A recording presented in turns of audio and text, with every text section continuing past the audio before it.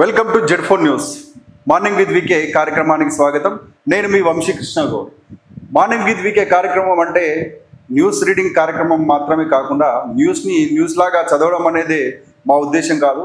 ఆ న్యూస్లోని అనాలసిస్ని, వాటిలోని మంచి చెడులను మీ ముందు విశ్లేషించి ఉంచే కార్యక్రమమే మార్నింగ్ విత్ వికే. ఈరోజు కనుక మనం న్యూస్ పేపర్స్ను గమనిస్తే మొదటగా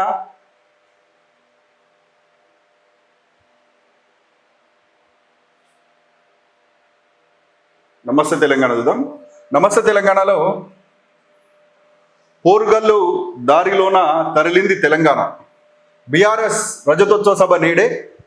కేసీఆర్ కోసం కదులుతున్న పల్లె పట్నం. స్వచ్ఛందంగా తరలి వెళ్తున్న సబ్బండ వర్ణాలు. కనీ విని ఎరగని రీతిలో మహాసభ ఏర్పాట్లు. బండెనక బండి గట్టి పయనమైన గులాబీ దండు. ఊరూరా బీఆర్ఎస్ జెండాల ఆవిష్కరణ. హెల్ప్ లైన్ నంబర్ ఏర్పాటు. లక్షలాదిగా తరలినండి కేటీఆర్ పిలుపు. మనం చూస్తున్నాం ఇది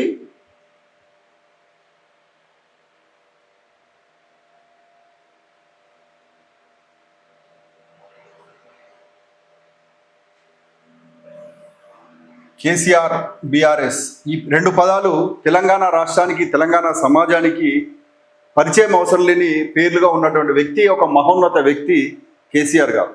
కేసీఆర్ గారు ఓటమెరుగని నేతగా ఆయన రాజకీయ ప్రస్థానాన్ని ప్రారంభించి అత్యున్నత పదవులు అలంకరించి మంత్రిగా, డిప్యూటీ స్పీకర్గా ఉన్నప్పటికీ పదవులన్నీ త్యజించి ఆ త్యాగాల మీద పుట్టినటువంటి పార్టీ. 25 ఏళ్ల క్రితం జలదృశ్యంలో ఒక్కడిగా మొదలైనటువంటి పార్టీ నేడు లక్షలాదిగా, కోట్లాది మంది అభిమానంతో తెలంగాణ ఉద్యమంలో పాలు పంచుకొని తెలంగాణ ఉద్యమానికి నాయకత్వం వహించి రాదనుకున్న తెలంగాణ సాధించి పెట్టినటువంటి మహోన్నత ధీరుడు కేసీఆర్ గారి నాయకత్వంలో ఏర్పడినటువంటి పార్టీ నాడు తెలంగాణ రాష్ట్ర సమితి, తెలంగాణ గుండె పార్టీ, తెలంగాణ ఇంటి పార్టీ నేడు బీఆర్ఎస్గా మారి 25 సంవత్సరాల్లో అడుగుపెడుతున్న సందర్భంగా సిల్వర్ జూబ్లీ ఉత్సవాల్లో భాగంగా నేడు ఎల్కతుర్తి, వరంగల్లో భారీ బహిరంగ సభకు ప్లాన్ చేయడం జరిగింది బీఆర్ఎస్ వర్గాలు. నిజంగా ఎన్ని విమర్శలు వచ్చినప్పటికీ వాటన్నిటిని తట్టుకొని, అంటే ఒక మామూలు వ్యక్తిగా ఉన్నటువంటి వ్యక్తి దేశంలోనే గర్వించదగ్గ నేతగా మారిన ఆయన ప్రస్థానాన్ని మనం గమనించడం చాలా అవసరం.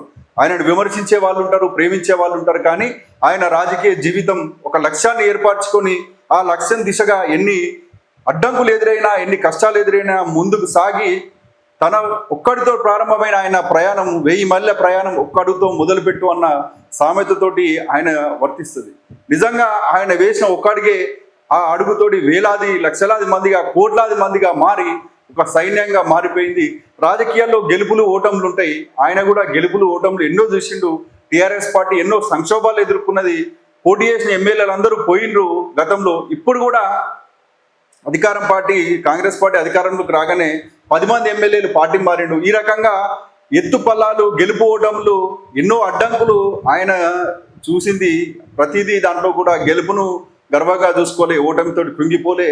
నాడు మొదలైన తెలంగాణ రాష్ట్ర సాధన కోసం మొదలైనటువంటి పార్టీగా ఉన్నటువంటి టీఆర్ఎస్ పార్టీ తెలంగాణ ఉద్యమంలో కీలకంగా వ్యవహరించి అన్ని వర్గాల మద్దతును కూడగట్టి తెలంగాణ రాష్ట్రం సాధించడంలో సక్సెస్ఫుల్గా నిలిచినటువంటి నేత కేసీఆర్ గారు. మనం చూస్తే నేటి యువతకి ఆయన చాలా స్ఫూర్తివంతమైన రాజకీయ జీవితమైనది. మనం ఇంతకుముందే చెప్పినట్టు ఆయనను విమర్శించే వాళ్ళు ఉంటారు, ప్రేమించే వాళ్ళు ఉంటారు, కానీ వాటన్నిటికీ అతీతంగా ఉంటే ఆయన జీవితం ఒక స్ఫూర్తిగా మనం తీసుకోవాలి. మామూలు వ్యక్తిగా ప్రారంభించినటువంటి ఆయన జీవితం ఏ రాజకీయ నేపథ్యం లేకున్నా చిన్న మారుమూరు పల్లెల్లో పుట్టినప్పటికీ అక్కడి నుంచి మొదలైతే ఆయన విద్యార్థి నాయకునిగా, యువజన నాయకునిగా, తర్వాత ఎమ్మెల్యేగా, అంటే మొదటగా ఆయన మొదటిసారిగా పోటీ చేసినప్పుడు తక్కువ ఓట్లతోటి ఆయన రాజకీయ గురువైనటువంటి మదన్ మోహన్ మీద ఓడిపోయి ఆ తర్వాత ఇప్పటి వరకు కూడా ఓటమెరుగని నేతగా ఎన్నో విజయాలు సాధించి ఎన్నో ఛాలెంజెస్ ఎదుర్కొన్నటువంటి గొప్ప మహనీయుడు, గొప్ప దార్శనికుడు, గొప్ప రాజకీయవేత్త కల్వకుంట్ల చంద్రశేఖరరావు గారు.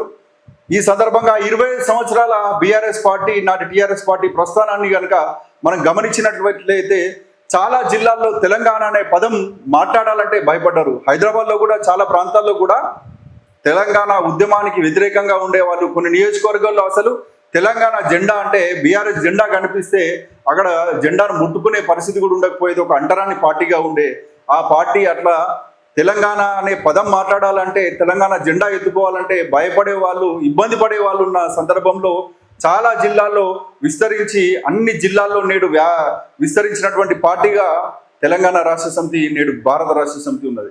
నిజంగా మనం గమనిస్తే ఎన్నో పార్టీలు దేశంలో పుట్టినాయి, ఎన్నో ప్రాంతీయ పార్టీలు పుట్టినాయి, కనుమరుగైపోయినాయి. చూస్తే చాలా మనం గమనిస్తే ఆ చరిత్రలో వేలాది పార్టీలు ఉన్నాయి. చాలా తక్కువ పార్టీలు మాత్రమే ఒక ఉద్యమాన్ని నడపగలిపి ఆ ఉద్యమంతో రాష్ట్రాన్ని సాధించినటువంటి పార్టీలు కనుక మనం గమనించినట్లయితే జార్ఖండ్లో మనం గమనిస్తున్నాం. జార్ఖండ్ ముక్తి మోర్చా అనే పార్టీ ఉన్నది. ఆ జార్ఖండ్కి ఒక నేపథ్యం ఉన్నది. ఆ జార్ఖండ్ కొత్త రాష్ట్రం ఏర్పడే పరిస్థితి నుంచి ఆయన శిబు సోరెన్ ఏర్పాటు చేసినటువంటి పార్టీ అదొకటైతే, అంతకంటే గొప్ప చరిత్రగా నిజంగా ఒక చిన్న రక్తం చిందించకుండా ఉద్యమాన్ని నడిపి ఈ రకంగా సాధించే వరకు తీసుకుపోయిన వ్యక్తిగా మనం చూడొచ్చు. 13-14 ఏళ్ళు కూడా పోరాటం చేసి తర్వాత తెలంగాణ రాష్ట్రం సిద్ధించినాక తెలంగాణ రాష్ట్రానికి ఆయన మొదటి సీఎంగా ఉండి తెలంగాణ రాష్ట్రాన్ని అన్ని రంగాల్లో పరుగులు పెట్టించినటువంటి వ్యక్తిగా కల్వకుంట్ల చంద్రశేఖరరావు గారు ఉన్నారు. పార్టీ పుట్టినప్పుడు ఏమన్నారు అని అంటే, ఈ పార్టీ ఎక్కువ రోజులు మనుగడ కొనసాగించేది కాదే, అమాస కుడితే పుణ్యానికి పోతుందని చెప్పారు. కానీ ఆ తర్వాత ఏంటి అని అంటే వాళ్ళందరికీ స్ఫూర్తి నింపి, నమ్మకాన్ని ఇచ్చి, భరోసానిచ్చి ముందుకు తీసుకుపోయి ఓడిపోయిన గెలిచిన స్థానిక సంస్థలు లేకపోతే ఎమ్మెల్యేలను కొనుగోలు చేసి ఎమ్మెల్యేలు తీసుకున్నా కూడా ఆయన స్థైర్యం దెబ్బతినకుండా ఉద్యమాన్ని కొనసాగించి తెలంగాణ రాష్ట్రం సాధించే వరకు అన్ని పార్టీలను ఒప్పించి నాటి కాంగ్రెస్ పార్టీ మీద ఒత్తిడి తీసుకొచ్చి తెలంగాణ రాష్ట్రం సాధించినటువంటి పార్టీ బీఆర్ఎస్ పార్టీ. ఈ రాష్ట్రం సాధించినాక సాగునీటి రంగంలో అన్ని రంగాల్లో కూడా హైదరాబాద్లో ఐటీ రంగంలో కావచ్చు, సాగునీటి రంగంలో కావచ్చు, జిల్లాకు మెడికల్ కాలేజీ, ఇలా విద్య, వైద్యం, బాలికల గురుకులాలు, లేకపోతే మన కస్తూర్బా గురుకులాలు, ఇలా చూసుకున్నట్టయితే అన్ని రంగాల్లో కూడా తనదైన మార్కేశ్వరు, విద్యలో, వైద్యంలో ఇలా చూసుకుంటూ కొడితే అభివృద్ధికి సంబంధించిన అన్ని రంగాల్లో తెలంగాణ ఆదర్శంగా తీర్చిదిద్దడమే కాకుండా సంక్షేమం ఒకవైపు, ఏదైతే 200 ఉన్న పింఛన్లు 2000 తీసుకుపోయిన చరిత్ర కేసీఆర్ గారికే ఉన్నది. ఇలా చూసుకున్నట్టయితే రైతు బంధు అనే పథకం ఇప్పటికి కూడా ఏ రాష్ట్రాల్లో ఇంకా అమలు కావడం లేదు. ఒక ఆదర్శంగా ఇప్పటికి దేశంలో ఆదర్శంగా ఉన్నటువంటి పథకం, రైతును రాజుగా చేసే పథకం రైతు బంధు అయితే, రైతు బీమా అనేది నిజంగా ఒక మనిషి చనిపోతే ఆ కుటుంబం ఎంత శోకంలో ఉంటుంది అని చెప్పేసి మనం చూస్తున్నాం. సంపాదించే పెద్ద దిక్కు కోల్పోతే రోడ్డు మీద పడ్డ ఆ కుటుంబానికి అండగా ఉండాలంటే ఒక 5 లక్షల రూపాయలు దినాల లోపే, అంటే 10 దిన కర్మ కాకముందే వారి అకౌంట్లో చేరే పరిస్థితి ఉంటుండే. మధ్య దళారులు లేకుండా, ఏ ఫైరవులు లేకుండా, ఏ అప్లికేషన్లు లేకుండా తెలంగాణలో కనుక ఒక రైతు చనిపోతే ఆ రైతు కుటుంబం ఖాతాలో 5 లక్షల రూపాయలు జమ చేసినటువంటి చరిత్ర మనం చూస్తున్నాం. ఇట్లా చూస్తే సంక్షేమం ఒకవైపు, అభివృద్ధి ఒకవైపు, రెండింటిని బేరీజు వేసుకొని నేడు అన్ని రంగాల్లో ముందుకు తీసుకుపోయినప్పటికీ మొన్నటి ఎన్నికల్లో ఆ పార్టీకి ఇబ్బంది అయింది. ఆ పార్టీ అధికారంలోకి రాలేదు. తక్కువ శాతం ఓట్లతోటే ఓడిపోయి నేడు ప్రతిపక్ష పార్టీగా ఉంది. కానీ తెలంగాణ ప్రజల అభిమానాన్ని కొంచెం కూడా తగ్గించడంలో వేరే పార్టీలు ఫెయిల్ అయిపోయినాయనే చెప్పవచ్చు. ప్రతిపక్షంలో ఉన్నప్పటికీ ప్రజా సమస్యల మీద అలుబెలుగని పోరాటం చేస్తూ అసలు ఎక్కడ హైడ్రా బాధితుల విషయంలో కావచ్చు, లేకపోతే కాంట్రాక్ట్ లెక్చరర్లు, లేకపోతే ఆశా వర్కర్లు, ఇట్లా చూసుకున్నట్టయితే ఎక్కడ ఏ సమస్య ఉన్నా వెంటనే స్పందించి ఆ సమస్య మీద అడ్రస్ చేసి, మొన్నటి ఎస్సీ భూముల వ్యవహారంలో కావచ్చు, అసలు ఎక్కడ కూడా తెలంగాణ ప్రాంతానికి ₹1 నష్టం జరిగే పని ఉంటే అక్కడ అడ్డుకుంటున్నటువంటి పార్టీగా బీఆర్ఎస్ పార్టీ ఉన్నది. ఈ రకంగా 25 సంవత్సరాల క్రితం 2001లో జలదృశ్యంలో పుట్టినటువంటి టీఆర్ఎస్ నేడు బీఆర్ఎస్ గా మారినా ఇప్పటికీ కూడా చెరగని ముద్ర వేస్తున్నారు. ఈ సందర్భంలో 25వ సంవత్సరంలో అడుగుతున్న సందర్భంగా కేసీఆర్ గారి స్పీచ్ కోసం నేడు ఎల్కతుర్తిలో ఒక మహాసభ, భారీ బహిరంగ సభ ఏర్పాటు చేయడం జరిగింది ఆ పార్టీ వర్గాలు. నిజంగా కేసీఆర్ గారు బహిరంగ వేదికల మీద స్పీచ్లు, మొన్నటి ఎంపీ ఎన్నికల్లో కొంత ప్రచార సభల్లో పాల్గొన్నప్పటికీ ఇంత పెద్ద బహిరంగ సభ ఏర్పాటు చేయడం అనేది దాదాపు ఎన్నికల తర్వాత, జనరల్ ఎలక్షన్ అసెంబ్లీ ఎన్నికల తర్వాత ఇదే మొదటిది. ఓడిపోయినాక కూడా ఇదే మొదటి సభ. కేసీఆర్ గారు బయటకు వచ్చి మాట్లాడడం చాలా గ్యాప్ అయిన తర్వాత ఉన్నటువంటి సభ. అంతేకాకుండా రేపటి ఉప ఎన్నికలు జరుగుతాయనే ఒక చర్చ మొదలవుతుంది. ఎవరైతే టీఆర్ఎస్ పార్టీ నుంచి వీడిపోయి కాంగ్రెస్ పార్టీలో చేరిరో వారు కోర్టు అక్షింతలు వేయడం జరిగింది. వారికి కనుక వ్యతిరేకంగా తీర్పు వస్తే ఉప ఎన్నికలు 10 స్థానాల్లో జరుగుతాయి. అంతేకాకుండా తెలంగాణ మొత్తం ప్రతి ఊర్లో ప్రతి వ్యక్తి ఓటరు ఓటేసే ఎన్నికలు ఉన్నాయి. ఆ ఎన్నికలు కూడా రిఫరెండంగా ఉంటాయి. ఎందుకంటే స్థానిక సంస్థల్లో సర్పంచులు, వార్డు మెంబర్లు, ఎంపీటీసీలు, జెడ్పీటీసీలు, జెడ్పీ చైర్మన్లు ఎన్నికలయ్యే పరిస్థితి ఉంది. మున్సిపాలిటీల్లో కౌన్సిలర్లు చైర్మన్లుగా అయ్యే పరిస్థితి ఉంది. కాబట్టి ఈ రకంగా స్థానిక సంస్థల సమరం కూడా ముందుంది. కాబట్టి వీటన్నిటికీ సంబంధించి ఈరోజు కనుక ఈ సభలో కేసీఆర్ గారు ఏ రకమైన స్పీచ్ ఇస్తారు, తెలంగాణ ప్రజలకు ఏ రకంగా దిశానిర్దేశం చేస్తారు, ప్రతిపక్షాలను ఏ రకంగా విమర్శిస్తారు, లేకపోతే రానున్న ఎన్నికల కోసం ఇంకా భవిష్యత్తు రాజకీయాల కోసం టీఆర్ఎస్ పార్టీని నమ్ముకున్నటువంటి కేడర్కు భరోసా ఏ రకంగా ఇస్తారు, వారికి ఏ రకంగా మార్గనిర్దేశనం చేస్తారని చెప్పేసి తెలంగాణ ప్రజలు, బీఆర్ఎస్ పార్టీ కార్యకర్తలు, ప్రతిపక్ష పార్టీలు, అసలు దేశం కూడా ఎదురు చూస్తున్నటువంటి ఎల్కతుర్తి సభ ఈరోజు జరుగుతున్న సందర్భంగా టీఆర్ఎస్ పార్టీ నేడు బీఆర్ఎస్ పార్టీకి 25వ సంవత్సరంలో అడుగుతున్న శుభ సందర్భంగా వారికి Z4 న్యూస్ శుభాకాంక్షలు తెలియజేయడం జరుగుతుంది.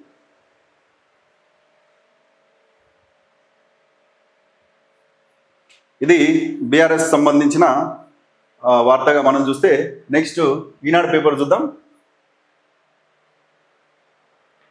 ఈనాడు పేపర్లో ఒక బ్యానర్ ఐటమ్ ఇవ్వడం జరిగింది. కొత్త నాయకత్వం నిర్మితం అవ్వాలి, ప్రపంచాన్ని ప్రేమ దుఃఖోణంలో చూసేలా రాజకీయాలు మారాలి, ప్రతిపక్షాలకు దారులు మూసేయడంతోనే భారత్ జోడో యాత్ర చేపట్ట, 4000 కిలోమీటర్ల పాదయాత్రలో ఎన్నో విషయాలు నేర్చుకున్న భారత సమ్మిట్లో కాంగ్రెస్ అగ్రనేత రాహుల్ గాంధీ. ఇక్కడ రాహుల్ గాంధీ గారు స్టేట్మెంట్ ఇవ్వడం జరిగింది. భారత్ సమ్మిట్ సమావేశం, అంతర్జాతీయ సమావేశం జరుగుతుంది. అక్కడ ఇదొక వార్త. అయితే చేయాల్సింది చాలా ఉంది, మూసీ పునరుజ్జీవంతో హైదరాబాద్కు కాలుష్యం నుంచి విముక్తి, తెలంగాణ రైజింగ్కు బ్రాండ్ అంబాసిడర్లు మీరే, భారత్ సమ్మిట్లో సీఎం రేవంత్ రెడ్డి గారు ఈ రకమైన స్టేట్మెంట్ ఇవ్వడమే కాకుండా ప్రపంచం సంక్షోభాల పరిష్కారానికి ఏకమవుదాం, ఉగ్రవాదాన్ని దానికి మద్దతు ఇచ్చే దేశాల వైఖరిని ఖండిస్తున్నాం, భారత్ సమ్మిట్ తీర్మానం విడుదల చేసిన రాహుల్ గాంధీ. భారత్ సమ్మిట్ అనే పేరుతోటి అంతర్జాతీయ స్థాయిలో దాదాపు 100కు పైగా దేశాలు హాజరైనటువంటి హైదరాబాద్లో HICCలో హైటెక్స్లో జరుగుతున్నటువంటి ఈ సమావేశంలో నిన్నటి రోజున ఈ రకమైన వ్యాఖ్యలు చేయడం జరిగింది. కొత్త నాయకత్వాన్ని నిర్మించాలి, ఈ దేశం భవిష్యత్తులో అగ్రగామిగా ఉండాలంటే, ఈ దేశం ప్రపంచంలోకెల్లా గురుతర బాధ్యతగా ఉండాలంటే యువతరం రావాలి, ఈ దేశానికి బలమే యువతరం. ప్రపంచంలోకెల్లా ఎక్కువ యువకులు ఉన్న దేశం ఏదైతే ఉందో అది కేవలం భారతదేశం మాత్రమే. మిగతా ఫ్రాన్స్లో, ఇటలీలో, జపాన్లో, చైనాలో కనుక గమనిస్తే 90 ఏళ్ళు 100 ఏళ్ళు ఆ దేశానికి ఎక్కువ మంది ఉన్నారు. అంటే వాళ్ళు వర్క్ కెపాసిటీ లేని వ్యక్తులే ఉన్నారు అని చెప్పేసి వాళ్ళు ఫీల్ అవుతుంటారు. చాలా వరకు మాకు యూత్ లేదు, పనిచేసే శక్తి సామర్థ్యాలు ఉన్న యువత మా దేశంలో కరువైంది, అందుకే జనాభాను పెంచే కార్యక్రమాలు మేము చేయాలని చెప్పేసి చాలా దేశాలు కూడా డిసిషన్స్ తీసుకుంటున్న సందర్భంలో ఈ రకంగా మన దేశానికి కనుక నిజంగా గమనించినట్టయితే 140 కోట్ల జనాభా ఏదైతుందో దాంట్లో 100 కోట్లకు పైగానే యువత ఉంటుంది. కాబట్టి ఈ 100 కోట్ల యువత ఈ దేశానికి ఒక మానవ వనరులుగా ఉండాలి, దేశం ముందుకు వెళ్ళడంలో అన్ని రంగాల్లో కూడా ముందుండి, రాజకీయ రంగంలో కూడా ముందుండి, మంచి రాజకీయాలు, మంచి పాలసీ మేకర్స్ తయారైనప్పుడే దేశం మారుతుంది. కాబట్టి ఆ దిశగా యూత్ ముందుకెళ్లాలని చెప్పేసి రాహుల్ గాంధీ గారు స్టేట్మెంట్ ఇవ్వడం జరిగింది. ఇది ఒక మంచి పరిణామంగా చెప్పవచ్చు. నిజంగా కూడా వీళ్ళు కాంగ్రెస్ పార్టీ వారు ఏం చేసిరంటే భారత్ సమ్మిట్ అనే పేరుతోటి రేవంత్ రెడ్డి గారు ఒక ప్రతిష్టాత్మకంగా తీసుకున్నారు ఈ కార్యక్రమాన్ని. అంతర్జాతీయ స్థాయిలో 100 మందికి పైగా దేశాల ప్రతినిధులు హాజరైనారు అని చెప్తున్నారు. పెట్టుబడులు కూడా వస్తాయి అని చెప్తున్నారు. కానీ ఏ పెట్టుబడులు వచ్చినాయో ఏమొచ్చినాయో మనకు భవిష్యత్తే తెలుస్తుంది. కానీ ఏదేమైనప్పటికీ ఇక్కడ 100 దేశాలు అని అన్నారు, మళ్ళీ అక్కడ దేశాలు తక్కువనే కనిపిస్తున్నారు. మళ్ళా స్థానిక అంశాలను మాత్రమే విమర్శించేందుకే అదొక వేదికగా వాడుతున్నారు. కాబట్టి ఈ అంతర్జాతీయ స్థాయి వేదికల పైన లోకల్ రాజకీయాలను ఎక్కువగా మాట్లాడకుండా ఉండాలని కోరుకుంటాం. అంతేకాకుండా రేవంత్ రెడ్డి గారు ఏం చెప్తున్నారంటే మూసీ పునరుజ్జీవ పథకం అంటే మూసీ రివర్ ఫ్రంట్ని మేము అద్భుతంగా తీర్చిదిద్దాం, దానికి మీరు కూడా మద్దతు ఇవ్వాలని చెప్పేసి అంతర్జాతీయ సమాజంలో ఉన్నటువంటి సంస్థలకు కానీ, వ్యాపార సంస్థలకు, బ్యాంకింగ్ సంస్థలకు ఆయన రిక్వెస్ట్ చేయడం జరిగింది. మీరు రావాలి, హైదరాబాద్లో పెట్టుబడులు పెట్టాలని ఆయన కోరుకుంటున్నాడు. దాన్ని ఈ వార్తగా మనం చూస్తున్నాం.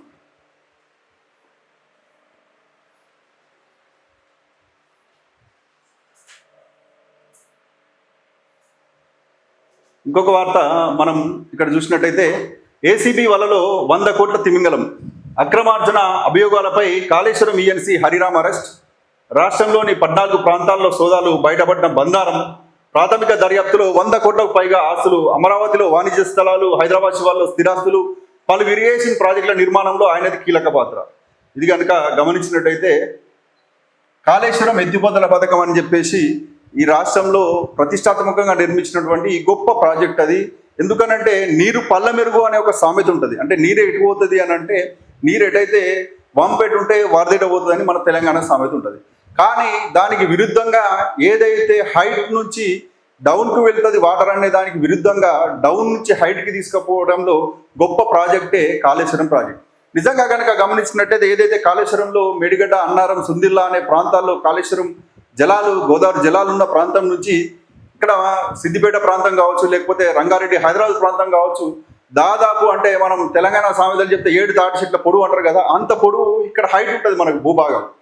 దాదాపు 1 కిలోమీటర్ హైట్ ఉన్నటువంటి ఈ భూభాగానికి నీళ్లు తీసుకురావాలని అంటే, కింది నుంచి మీద తీసుకురావాలని అంటే అదొక భగీరథ ప్రయత్నమే అని చెప్పవచ్చు. ఏదైతే భగీరథుడు గంగను ప్రసన్నం చేసుకోవడానికి తపస్సు చేసి దివి నుంచి భూమికి గంగను తీసుకొచ్చి ఇక్కడ ప్రాంతాల్లో గంగను ఇక్కడ భూమికి అందించినటువంటి గొప్ప వ్యక్తిగా మనం భగీరథుని చెప్తాం. ఆ భగీరథ ప్రయత్నమే ఈ కాళేశ్వరం ప్రాజెక్ట్. డౌన్ నుంచి హైట్కి వెళ్ళి ఇక్కడ దాకా తీసుకురావాలంటే మామూలు విషయం కాదు. అది అనేక రకాల ఇష్యూస్ ఏర్పడ్డాయి. లిఫ్ట్ ఇరిగేషన్ల ద్వారా, అండర్ గ్రౌండ్ టన్నెల ద్వారా, కాలువల ద్వారా తీసుకుపోయి దాన్ని అంటే బాహుబలి మోటార్స్ మామూలు కాదు లిఫ్ట్ ఇరిగేషన్లో. అసలు ప్రపంచంలోకి అతి పెద్ద లిఫ్ట్ ఇరిగేషన్ ప్రాజెక్టుగా కాళేశ్వరం ప్రాజెక్టు చెప్తాం మనం. ఆ రకంగా సక్సెస్ఫుల్గా ఈరోజు ఉన్నది. కానీ ఏదైతే కొంచెం అక్కడ 7వ బ్లాక్లో ఒకటి పిల్లర్స్ కుంగినాయి అని చెప్తున్నారో అది విమర్శ ఉన్నది. అది NDSA కూడా నివేదిక ఇవ్వడం జరిగింది, ఇక్కడ లోపాలు ఉన్నాయని చెప్పేసి. ఆ లోపాలున్నా ఏదున్నా ఇక్కడ మాత్రం కాళేశ్వరం ప్రాజెక్టుకు ఉత్తర తెలంగాణ ప్రాంతంలో సస్యశ్యామలంగా మారడానికి కాళేశ్వరం ప్రాజెక్టు ఒక కీలకమైన ప్రాజెక్టు. ఇక్కడ రంగనాయక సాగరు, లేకపోతే మల్లన్న సాగరు, కొండపోచమ్మ సాగర్ ఇలా చూసుకున్నట్టయితే ఉమ్మడి మెదక్ జిల్లా, ఉమ్మడి కరీంనగర్ జిల్లా, లేకపోతే హైదరాబాద్ రంగారెడ్డి జిల్లా ఇలా చాలా ప్రాంతాలకు ఈరోజు వరప్రదాయనిగా కాళేశ్వరం ప్రాజెక్టు ఉన్న సందర్భంలో ఈయన పేరు మనకు కీలకంగా ఉన్నది. ఈ వ్యక్తి పేరు హరిరామ్ అనే వ్యక్తి. ఈయన ENC అంటే కాళేశ్వరం ప్రాజెక్టు మొత్తానికి ఈయన ENCగా ఉన్నాడు. 1,00,000 కోట్ల ప్రాజెక్టు అని చెప్పేసి ప్రతిపక్షాలు అంటే అప్పటి ప్రతిపక్షాలు, నేడు అధికారంలో ఉన్నటువంటి కాంగ్రెస్ పార్టీ అనేక రకాలుగా విమర్శిస్తుంది. దానిలో భాగంగా ఈయన మీద ACB దాడులు చేస్తే 100 కోట్లకు పైగా ఆస్తులు దొరికినాయట. మరి ఇంకా దొరకని ఆస్తులు ఎన్ని ఉన్నాయో వాటిని కూడా గమనించాలి. ప్రజల సొమ్ము రూపాయి కష్టపడి ప్రజలు పన్నులు కట్టి జమ చేసిన బడ్జెట్లోకి వెళ్ళినటువంటి ప్రజల కష్టార్జితమైనటువంటి ప్రతి రూపాయి కూడా ఇలాంటి దొంగల చేతిలో, అవినీతి తిమింగళాల చేతికి వెళ్లకుండా నిజంగా ఈ డబ్బులు కూడా మొత్తం ప్రజలకి ఉపయోగపడితే ఇంకెంత అద్భుతమైన రిజల్ట్స్ ఉండేటియో అది గమనించాలి. నిజంగా కాళేశ్వరం ప్రాజెక్టులో అవినీతి జరిగితే అవినీతి చేసిన వ్యక్తులను కఠినంగా శిక్షించాలి. భవిష్యత్తులో ఇంకెవరు కూడా ఇలాంటి తప్పులు చేయాలంటే కూడా వనకాలే, అటువంటి శిక్షలు వేసి. ఏదో ఆర్థిక నేరాలకు ఏం జరుగుతుంది, మాకు తీసుకుపోయి జైల్లో పెడతారు, మళ్ళీ బయల మీద వస్తాము. ఆ కేసులు జరగాలంటే 5 ఏళ్ళు, 10 ఏళ్ళు, 20 ఏళ్ళు గడుస్తుంటాయి. ఆ తర్వాత మా కుటుంబాలు బాగుంటాయి అని చెప్పేసి కాకుండా నిజంగా ఇటువంటి వ్యక్తులు ఎవరైనా తప్పు చేసినట్టయితే, కుంభకోణాలు చేసినట్టయితే యావజ్జీవ శిక్షలు, ఉరి శిక్షలు విధిస్తారనే భయం వాళ్ళ వెన్నుల్లో వణుకు పుట్టినప్పుడే ఈ రాష్ట్రంలో, ఈ దేశంలో అవినీతి తగ్గుతుంది. 100కు 100% బడ్జెట్ నుంచి పేదలకు, లేకపోతే ప్రజలకు, సామాన్య ప్రజలకు అందరికీ అంది ఈ దేశం సుభిక్షంగా ఉంటుంది. కాబట్టి ఆ దిశగా ప్రభుత్వాలు ఆలోచించాలని కోరుకుందాం.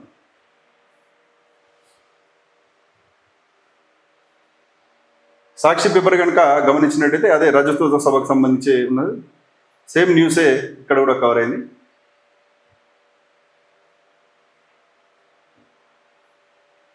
ఆంధ్రజ్యోతిలో కూడా అదే ఉంది. వెలుగు పేపర్ కనుక గమనించినట్టయితే వెలుగులో ఒక బ్యానర్ ఐటమ్ ఇవ్వడం జరిగింది. కర్రెగుట్టల్లో భారీ ఎన్కౌంటర్, 30 మందికి పైగా మావోయిస్టుల మృతి, అధికారికంగా ప్రకటించని పోలీసులు. 5 రోజులుగా భద్రతా దళాల కూంబింగ్, నావిక్ GPS డ్రోన్ల సాయంతో ముందుకి, హెలికాప్టర్ల ద్వారా ఆయుధాలు, సరుకులు సరఫరా, కాల్పులు, బాంబులు, పేలులతో భయాందోళనలో గిరిజనులు, మావోయిస్ట్ అగ్రనేత హిడ్మా లక్ష్యంగానే ఆపరేషన్. గతంలో పలు ఎన్కౌంటర్ల నుంచి తప్పించుకున్న హిడ్మా. నిజంగా కూడా ఆపరేషన్ కగార్ పేరుతోటి జరుగుతున్నటువంటి కర్రెగుట్టలు అంటే తెలంగాణ, ఛత్తీస్గఢ్ ప్రాంతంలో ఉన్నటువంటి కర్రెగుట్టలు అని అంటే ఏదో చిన్న ఒక గుట్టను 2 గుట్టలు కాదది. 270 కిలోమీటర్లు విస్తరించిన కర్రెగుట్టల ప్రాంతం మామూలు కాదు. అది ఒక కీకారణ్యం అంటే ఒక అడవిలాగా ఉంటుంది. అక్కడ నుంచి గుట్టలు చాలా హైట్గా ఉంటాయి. 270 కిలోమీటర్ల విస్తీర్ణం అంటే మామూలుది కాదు అది. ఆ 270 కిలోమీటర్లు కూడా 5 కిలోమీటర్లు ఒక క్యాంపుతోటి మొత్తం ముట్టడి చేసి ఈరోజు అష్ట దిగ్బంధంలో మావోయిస్టులను ఉంచిరు. ఆ మావోయిస్టులు ఉక్కిరి బిక్కిరైతూ ఈరోజు మేము చర్చలు జరుపుకోమని చెప్పినా వినకుండా మారణకాండ కొనసాగిస్తున్న సందర్భం మనం చూస్తున్నాం. వారి టార్గెట్ ఏంటి అంటే మావోయిస్ట్ అగ్రనేత హిడ్మాన్ కనుక మట్టుబెట్టినట్లయితే మావోయిస్ట్ పార్టీని పూర్తిగా ఈ దేశంలో తుడిచిపెట్టినట్టే ఆ చరిత్ర మాకు ఉంటుంది అని చెప్పేసి అమిత్ షా గారు చూస్తూ ఈ రకంగా ఆపరేషన్ కాగార్ పేరుతోటి ఎండలకు ఇబ్బంది అవుతుంది. అసలు ఎండ దెబ్బ తగిలి చాలా మంది సైనికులకు కూడా ఇబ్బంది అవుతున్న సందర్భంగా అయినా కానీ ఆపరేషన్ ఆపకుండా ముందుకు తీసుకువెళ్తూ నిన్న 30 మంది చనిపోయారని చెప్తున్నారు. మనం అనుకున్నట్టుగానే రోజు కూడా వందల మంది చనిపోతున్నారు, కానీ బయటకు చెప్పే లెక్కలు ఒకరున్నాయి. ఇప్పటికి కూడా అధికారికంగా ఏ లెక్కలు చెప్పడం లేదు. కాబట్టి ఈ రకంగా నిజంగా మావోయిస్టులు సంఘ వ్యతిరేక శక్తులు అయితే, రాజ్యాంగ వ్యతిరేక శక్తులు అయితే వారిని రాజ్యాంగబద్ధంగా శిక్షించాలి, కోర్టుల ముందు ఉంచాలి. కానీ ఈ రకంగా మారణకాండ చేయడం బాధాకరం. కాబట్టి ఈ రకంగా వారు కూడా ఈ దేశ పౌరులే, వారి సిద్ధాంతం కోసం వారు పనిచేస్తూ వాళ్ళు కూడా ప్రజలందరూ బాగుండాలనే ఉద్దేశంతో కొన్ని వారు ఎంచుకున్న మార్గం తప్పైతే వారిని చట్ట ప్రకారం శిక్షించాల్సిన అవసరం ఉంటుంది. కానీ ఈ రకంగా చేయడం బాధాకరం. కాబట్టి ఏది ఏమైనప్పటికీ ఛత్తీస్గఢ్లో గిరిజనులు చాలా ఇబ్బంది పడుతున్నారు. దినదిన గండం నూరేళ్ళ ఆయుష్ అన్నట్టుంది. కాబట్టి గిరిజనులు ప్రశాంతంగా బతకాలి. ఛత్తీస్గఢ్ కానీ తెలంగాణ సరిహద్దులు కానీ ప్రశాంతమైన వాతావరణం త్వరలో నెలకొల్లాలని కోరుకుందాం. ఇంకొక వార్త మనం చూస్తున్నాం, యాక్షన్ షురు అని. టెర్రరిస్టుల ఇళ్ల పేల్చివేత, కాశ్మీర్లో ఉగ్రవాదుల ఏరువేత ముమ్మరం. దక్షిణ కాశ్మీర్లో 14 మంది టెర్రరిస్టుల లిస్టు విడుదల. దేశవ్యాప్తంగా కొనసాగుతున్న పాకిస్తాన్ పౌరుల గుర్తింపు, వెనక్కి వెళ్లిపోయేందుకు ఇయాలనే డెడ్ లైన్. అక్రమంగా ఉంటున్న బంగ్లాదేశ్ల కోసం గాలింపు, బార్డర్లో కొనసాగుతున్న కాల్పులు, బంకర్లోకి జనం. రక్షణ మంత్రి రాజ్నాథ్తో ఆర్మీ చీఫ్ ద్వివేది భేటీ. మనం చూస్తున్నాం, యుద్ధం అనధికారికంగానే ప్రారంభమైందని చెప్పవచ్చు. యుద్ధానికి సంబంధించిన సన్నాహాలు కూడా 2 దేశాలు చేస్తున్నాయి. ఆ డ్రిల్స్ అనేవి అన్ని కూడా చేస్తున్నాయి. సరిహద్దులకు అన్ని రకాల సామాగ్రి చేరవేయడం కావచ్చు, అక్కడ భద్రతా దళాలు పెంపు కావచ్చు, లేకపోతే యుద్ధ నౌకలు కావచ్చు. అంటే త్రివిధ దళాలు అంటే ఆర్మీ అంటే భూమి మీద వెళ్ళే ఆర్మీ, లేకపోతే ఎయిర్ ఫోర్స్ అంటే గగనతలంలో ఉన్నటువంటి ఎయిర్ ఫోర్స్, నేవీ అంటే సముద్ర రంగంలోంచి నేవీ. ఇలా త్రివిధ దళాలు కూడా దిగ్బంధం చేసే దిశగా పాకిస్తాన్ వైపు కదులుతున్న సందర్భంలో పాకిస్తాన్ ఉక్కిరి బిక్కిరైతుంది. అసలు పాకిస్తాన్కి సంబంధించిన రక్షణ మంత్రి కుటుంబం కూడా తీసుకుపోయి లండన్లో పెట్టేసింది ఆయన. ఎందుకంటే ఈ దేశంలో నా ఇంటి మీద కూడా క్షిపణి దాడులు, బాంబు దాడులు జరిగితే నా కుటుంబం బాగుండాలనే ఉద్దేశంతో ఆయన కుటుంబాన్ని తీసుకుపోయి లండన్లో. ఇది పాకిస్తాన్ దుస్థితి. అంటే పాకిస్తాన్లో ఉన్నటువంటి సామాన్య ప్రజలు, పౌరులు ఏమైనా సరే నీ కోసం, నీ రాజకీయాల కోసం వాళ్ళు బలైనా సరే కానీ నా కుటుంబం మాత్రం మంచిగా పోయి లండన్లో బతకాలని కోరుకుంటున్నటువంటి దుస్థితి పాకిస్తాన్ నాయకత్వం ఉంది. ఆ దేశం కోసం పనిచేసే పరిస్థితి లేదు. ఇంకోవైపు పాకిస్తాన్ రక్షణ మంత్రి ఏం స్టేట్మెంట్ ఇచ్చిందంటే, నిజంగా కూడా మేము తప్పులు చేసినాం, మేమేదో మా కోసం చేయలేదు, మాకు అమెరికా చెప్తే కొన్ని రోజులు చేసినాం, రష్యా చెప్తే కొన్ని రోజులు చేసినాం, చైనా చెప్తే కొన్ని రోజులు చేసినాం, ఇప్పుడు యూకే చెప్తే చేస్తున్నాం. ఇది మా దుస్థితి. మాకు ఆయుధాలు కూడా మాకు సొంతంగా రాలే, అక్కడి నుంచి ఆయుధాలు వచ్చినాయి, మేము వాటికి తీవ్రవాదులకు ఇచ్చినాం, వారికి ట్రైనింగ్లు ఇచ్చినాం, వారిని భారత్కు వ్యతిరేకంగా పంపించినాం. ఇది మా దుస్థితి, దాని ఫలితాలు మేము అనుభవిస్తున్నామనే కర్మ సిద్ధాంతాన్ని పాకిస్తాన్ రక్షణ మంత్రి వల్లవేయడం కూడా మనం చూస్తున్నాం. ఇది పరిస్థితి కనుక ఇలాగే కొనసాగితే భారత్ పాక్ యుద్ధం అనేది ఎక్కువ రోజులు పట్టది, భారత్ పాక్ యుద్ధం ప్రారంభమయ్యే పరిస్థితి ఉంటుంది. కాబట్టి ఏదేమైనప్పటికీ పాకిస్తాన్కు తగిన బుద్ధి చెప్పాలి, అంతర్జాతీయంగా పాకిస్తాన్ ఏకాకి చేయాలి, పాక్ ఆక్రమిత కాశ్మీర్ను స్వాధీనం చేసుకోవాలి, భారత పౌరులకు ఒక ప్రశాంతమైన జీవితాన్ని ఇవ్వాలని కోరుకుందాం. దీనికి సంబంధించి మనం ఈనాడులో కనుక ఒక వార్త మనం చూస్తే, మనం చూసినట్టయితే ప్రతిరోజు ఒక కార్టూన్ వస్తుంటుంది. ఈ కార్టూన్ మనం చూసినట్టయితే ఈయన ట్రంప్, ఆయన అధికారి అనుకుందాం. అమెరికా కోసమే ఉగ్రవాదాన్ని పోషించాము, పాక్ రక్షణ మంత్రి స్టేట్మెంట్ ఇక్కడ మనం చూస్తున్నాం. పహల్గామ్ దాడి చెత్త పని అంటే ట్రంప్ చెప్పాడు. అంటే ఈయనకు ఫోన్ ఇచ్చుకుంటూ ఆయన పిఏ చెప్తున్నాడు ఏంటంటే, పాక్ నుంచి సార్ ఇలాంటి చెత్త పనులన్నీ మన వల్లే అబ్బాయి అట, బాధ్యత మనదే అంటున్నారు.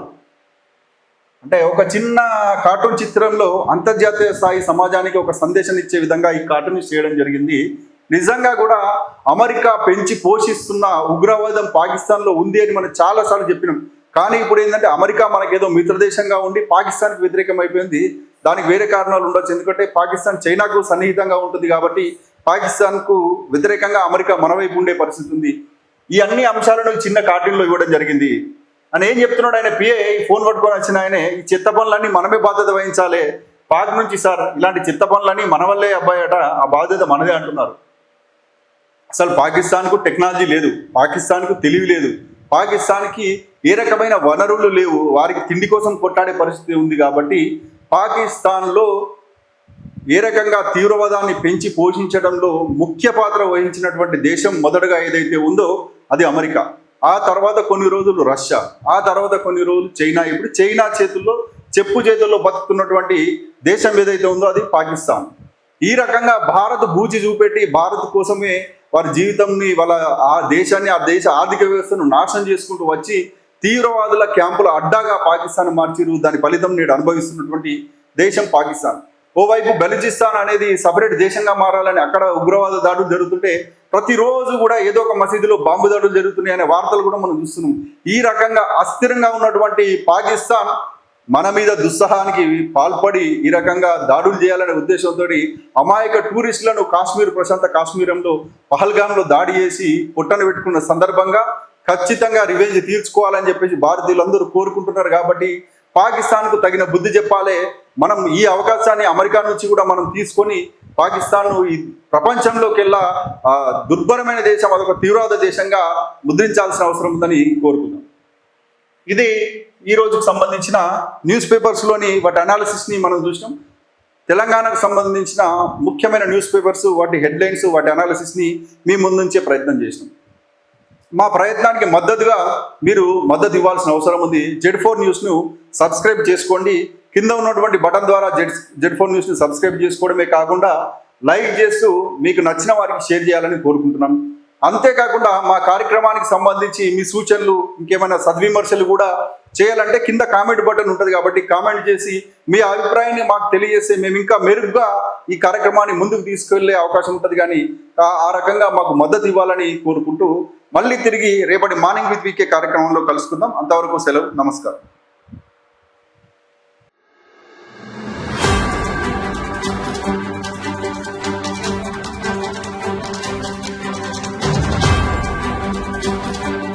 Z4 News.